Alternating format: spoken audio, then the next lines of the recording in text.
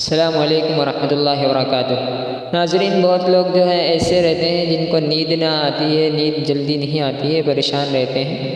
ان کو اس ویڈیو میں ٹوٹکا بتایا گیا ہے جس پر عمل کر کے انشاءاللہ ان کو آسانی کے ساتھ نیند آ سکتی ہے۔ تو ویڈیو شروع کرنے سے پہلے آپ سے گزارش ہے کہ آپ چینل پر اگر نئے ہیں تو چینل کو سبسکرائب کریں اور بیل آئیکن کو ضرور کلک کریں۔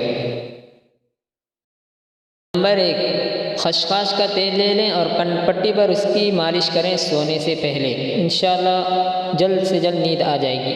نمبر 2، اگر نیند نہ آ رہی ہو تو لال ٹماٹر کاٹ کر اس پر چینی چھڑک کر کھانے سے بھی بے خوابی کی شکایت دور ہو جاتی ہے۔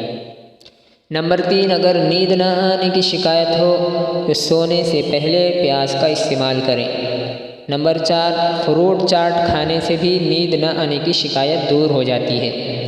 نمبر 5، بعض اوقات سر میں خشکی ہونے کی وجہ سے نیند نہیں آتی، ایسے میں سر کی مالش کرنا بہت زیادہ فائدہ مند ہے۔ مالش کرنے کے بعد سکون محسوس ہوگا اور نیند آ جائے گی۔